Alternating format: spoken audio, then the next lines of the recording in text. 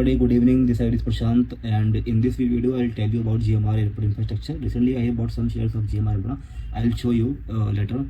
Let's discuss about this stock. अगर आप chart को देखोगे GMR Airport इंफ्रास्ट्रक्चर का, अगर हम चार्ट को देखें तो ये है daily time frame and price को देखोगे आप तो मतलब चार्ट बहुत अपीलिंग मुझे दिखाई दे रहा है कि ऐसा क्या ही हो रहा है स्टॉक के अंदर जो लगातार प्राइस ऊपर जा रहा है।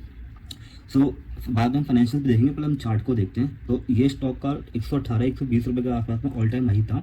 आई गेस 2007 के आसपास में ये कंपनी लिस्ट हुई थी, ठीक है। एंड वहाँ से ये स्टॉक जो है 92% क्रैश कर चुका था और 9-10 रुपये के आसपास में आ गया था। देन फिर धीरे धीरे स्टॉक रिकवर किया, बट मेन चीज़ क्या है वो सब तो पास था, लेकिन अब हम कंपनी का प्रेजेंट देखते हैं, कंपनी में प्रेजेंटली चल क्या रहा है। तो यहाँ अगर आप वॉल्यूम देखोगे तो बहुत ही हैवी वॉल्यूम के साथ में इसने जो अपना रजिस्टेंस था इस साल का अगस्त के आसपास का जो रजिस्टेंस था वो उसने ब्रेक किया, और ब्रेक करने के बाद में स्टॉक को आप देखो आप यहाँ पर रीटेस्ट भी किया और देन प्राइस ऊपर गया, ठीक है। अब नाउ आगे जिन लोगों को फ्रेश पोजीशन बनानी है इसके अंदर वो लोग 89 रुपीज़ का ब्रेक करने का वेट कर सकते हैं। जब 89 रुपीज़ का ब्रेक करेगा और यहाँ होल्ड करके, ठीक है, रिटेस्ट करके सस्टेन करेगा, देन 113-120 रुपये के आसपास में जा सकता है। और एल्स अगर 89 से यहाँ से रिजेक्शन लेता है तो वो वेट कर सकते हैं 75 रुपीज़ पे आने का, 70 to 75 रुपीज़ पे आने का यहाँ से अगेन। देन फिर ये प्राइस यहाँ से अगेन बाउंस कर सकता है अप साइड की तरफ में। अब कंपनी के फाइनेंशियल में समझते हैं company actually financial gross level पे कंपनी में है क्या, चल क्या रहा है कंपनी के अंदर।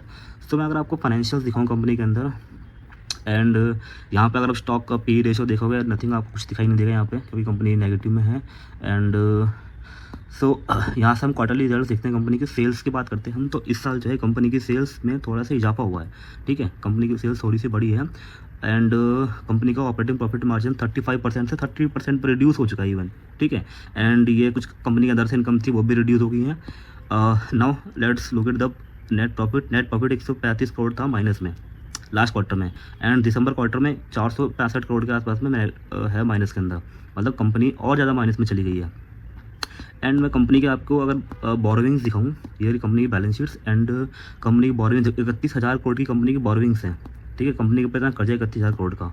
नेट कैश फ्लो ठीक है प्लस में है इस साल फिलहाल, बाकी वो तो नेक्स्ट ईयर में हमें मालूम पड़ेगा। शेयर होल्डिंग पैटर्न देखो कंपनी का 59% जो है स्टेक जो है प्रोमोटर्स के पास में है।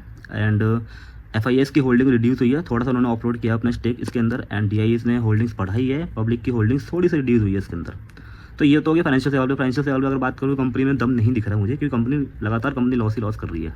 बट अब मैं आपको बताता हूँ कि इसके अंदर एक्चुअल में चल क्या रहा है। सो ये मेरी पोजीशन है, आप देख सकते हैं यहाँ पे मैंने इसके अंदर कुछ उठाए थे 600 शेयर, एंड नाउ 10% के आसपास का प्रॉफिट चल रहा है। सो मैंने आपको ये भी दिखा दिया है। अब नाउ अंडरस्टैंड करते हैं प्राइस में चल क्या रहा है। सो यहाँ पे जो है GQG दिसंबर के अंदर GQG पार्टनर्स ने अपना स्टेक लिया था 4.7% का। एंड GQG ये क्या है, एयरपोर्ट एविएशन सेक्टर की कंपनी जो कि एयरपोर्ट्स के अंदर मैनेजमेंट और इंफ्रास्ट्रक्चर के अंदर इन्वॉल्व कंपनी, ठीक है। सो GQG पार्टनर्स ने अपना स्टेक उठाया यहाँ पे 4.7% का। एंड GQG पार्टनर्स की होल्डिंग्स कुछ स्टेक्स उनका है अडानी एंटरप्राइज के अंदर है, और अडानी एंटरप्राइज की 100% होल्डिंग जो है अडानी एयरपोर्ट के अंदर है। सो अगर आप इन सारी चीज़ों को लिंक करोगे तो मुझे लगता है आने वाले टाइम पे कहीं ना कहीं आपको ये न्यूज़ सुनने को मिल सकती है कि अडानी कुछ स्टेक जो है GMR एयरपोर्ट के अंदर उठा रहा है। इसीलिए आप डिस्पाइट द लॉस प्राइस देखो कैसे भाग रहा है। लास्ट 2 डेज़ के अंदर ना 15% का ऑलमोस्ट रिटर्न दिया हुआ है।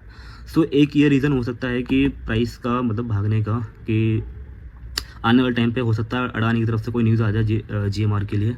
सो जिन लोगों को स्टॉक उठाना है लॉन्ग टर्म के लिए, ठीक है, वो या तो 89 रुपीज़ का ब्रेक करने का वेट कर सकते हैं। सो आप लोग को यहाँ पे स्टॉप लॉस मिल जाएगा नीचे लगाने के लिए, और ऐसा अगर नीचे आता है तो आप लोग यहाँ बाइंग करने के लिए स्टार्ट कर सकते हैं। यहाँ पे थोड़ा बहुत अपना एज पर योर रिस्क आप इसमें एक्यूमुलेशन स्टार्ट कर सकते हैं, और इसको लॉन्ग टर्म के लिए होल्ड करिएगा 2-3 साल के लिए, क्योंकि गवर्नमेंट का अगर आप फोकस देखोगे तो वो भी इंफ्रास्ट्रक्चर के ऊपर काफ़ी फोकस है।